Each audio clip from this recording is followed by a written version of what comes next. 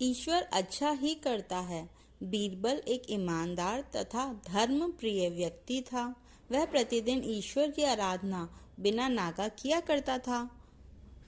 इससे उसे नैतिक व मानसिक बल प्राप्त होता था। वह अक्सर कहा करता था कि ईश्वर जो कुछ भी करता है मनुष्य के भले के लिए ही करता है। कभी कभी हमें ऐसा लगता है कि ईश्वर हम पर कृपा दृष्टि नहीं रखता, लेकिन ऐसा होता नहीं। कभी कभी तो उसके वरदान को भी लोग शाप समझने की भूल कर बैठते हैं। वह हमको थोड़ी पीड़ा इसलिए देता है ताकि बड़ी पीड़ा से बचा सके। एक दरबारी को बीरबल की ऐसी बातें पसंद ना आती थी। एक दिन वही दरबारी दरबार में बीरबल को संबोधित करता हुआ बोला, देखो ईश्वर ने मेरे साथ क्या किया।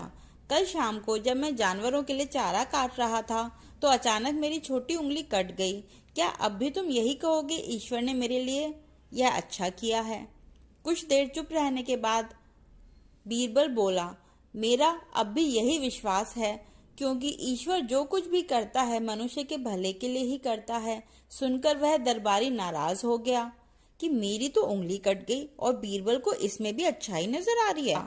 मेरी पीड़ा तो जैसे कुछ भी नहीं। कुछ अन्य दरबारियों ने भी उसके सुर में सुर मिलाया।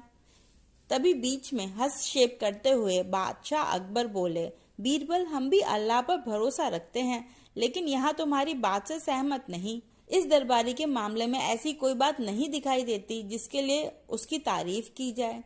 बीरबल मुस्कुराता हुआ बोला, ठीक है जहाँपना, समय ही बताएगा अब। 3 महीने बीत चुके थे। वह दरबारी जिसकी उंगली कट गई थी घने जंगल में शिकार खेलने निकला हुआ था।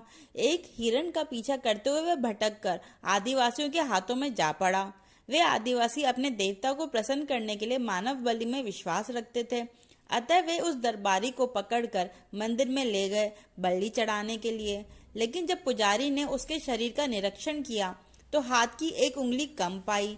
नहीं, इस आदमी की बलि नहीं दी जा सकती। मंदिर का पुजारी बोला, यदि 9 उंगलियों वाले इस आदमी की बलि चढ़ा दी गई तो हमारे देवता प्रसन्न होने की बजाय क्रोधित हो जाएंगे। अधूरी बलि उन्हें पसंद नहीं। हमें महामारियों, बाढ़ या सूखे का प्रकोप झेलना पड़ सकता है, इसलिए इसे छोड़ देना ही ठीक होगा। और उस दरबारी को मुक्त कर दिया गया। अगले दिन वह दरबारी दरबार में बीरबल के पास आकर रोने लगा। तभी बादशाह भी दरबार में आ पहुंचे और उस दरबारी को बीरबल के सामने रोता देखकर हैरान रह गए। तुम्हें क्या हुआ, रो क्यों रहे हो? अकबर ने सवाल किया। जवाब में उस दरबारी ने अपनी आपबीती सुनाई।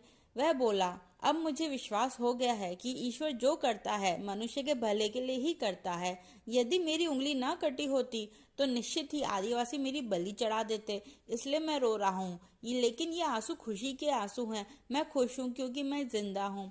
बीरबल के ईश्वर पर विश्वास को संदेह की दृष्टि से देखना मेरी भूल थी। अकबर ने मन मन मुस्कुराते हुए दरबारियों की ओर देखा जो सिर झुकाए चुपचाप खड़े थे। अकबर को गर्व महसूस हो रहा था कि बीरबल जैसा बुद्धिमान उसके दरबारियों में से एक है।